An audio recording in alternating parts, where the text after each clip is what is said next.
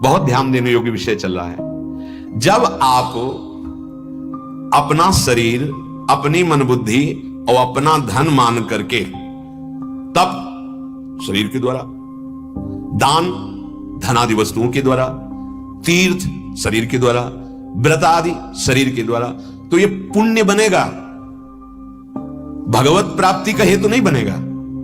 अगर आपकी चाह है कि मेरी कीर्ति हो, प्रशंसा हो जाएगी, भगवत प्राप्ति की नहीं आएगी।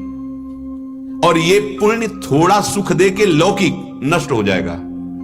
और यही यदि भगवत प्रसन्नता के लिए ये मान करके कि प्रभु मुझे तीर्थ अवगाहन करवा रहे हैं, प्रभु मुझे धाम बुलाए, प्रभु मेरे द्वारा ये साधन करवा रहे हैं, प्रभु मेरे द्वारा ये दान नहीं सेवा करवा रहे हैं, और ये सब प्रभु की दी हुई वस्तु के द्वारा प्रभु में सामने जो आया है उसकी से इससे भगवत प्राप्ति हो जाती है।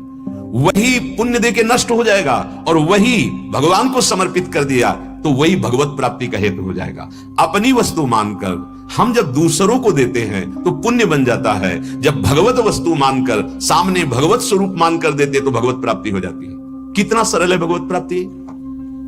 जो हम तप कर रहे हैं, जो हम साधन कर रहे हैं, जो हम व्रत कर रहे हैं, ये हम कर ही नहीं सकते। मेरे प्रभु करा रहे हैं, मेरे गुरुदेव करा रहे हैं, मेरे आचार्य करा रहे हैं। ये भगवत प्राप्ति का मार्ग है। मैं ऐसा कर लूंगा, मैंने ऐसा किया, वो आपका शुभ कर्म बनेगा, भगवत प्राप्ति नहीं। क्योंकि भगवत प्राप्ति शुभ अशुभ दोनों को मिटा देने से होती है। इसलिए समता से निर्विकारता की स्थिति प्राप्त होती है। तो क्यों जब हमारा साधन चल रहा है उससे हमें कोई फर्क नहीं नजर आ रहा है तो हमें परेशानी नहीं होगी? नहीं, क्यों नहीं होगी? क्योंकि हमने साधन का भरोसा थोड़ी रखा है। भरोसा तो स्वामी ने जो कर रखा है। काहू के बल भजन को, काहू के आचार, व्यास भरोसे कुंवर के, उनके स्वभाव, उनकी महिमा, उनके प्रताप का हमने आश्रय लिया है। हमारा परम कल्याण उनके प्रताप से हो जाएगा, स्थिति हो या ना हो, कार्य पूरा हुआ या नहीं हुआ, लाभ हुआ या नहीं हुआ, मुझे इससे कोई मतलब नहीं। ये तो स्वामिनी की इच्छा की बात है। वो यहां क्या देती है देख लेंगे। भक्ति में बिल्कुल सरल सहज समता आ जाती है। जो बड़ी ऊंची ऊंची साधना कर रहे हैं, बाहर से दिखाई देगा पर वो उतनी ऊंची नहीं है। और जिसके हृदय में समता आ गई है वो बहुत ऊंची स्थिति में ये बात है। क्षमता जथा लाभ संतोष सदा काहू सो कछु न चाहूंगो। बड़ा विडंबना हो रही है अब साधना में। जहां साधना गुप्त करके करने के भी वृत्ति का विस्मरण, वहां हम साधना को बाहर प्रकाशित करते हैं। क्या चाहिए, किससे चाहिए? साधक सावधान।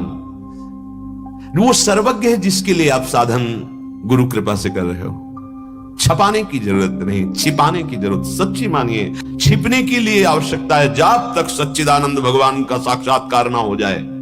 फिर तो जैसे पुष्प में पराग आ जाता है तो भौरे मरड़ाने लगते हैं, उनको बुलावा नहीं भेजना पड़ता। ऐसे ही भगवत अनुरागी जिज्ञासु, भगवत मार्ग के पिपासु जन अपने आप एकत्रित होने लगते हैं। बिस्तरे सब जग विमल कीरति साधु संगति ना टरे, बास वृंदा विपिन पावे। श्री राधिका जो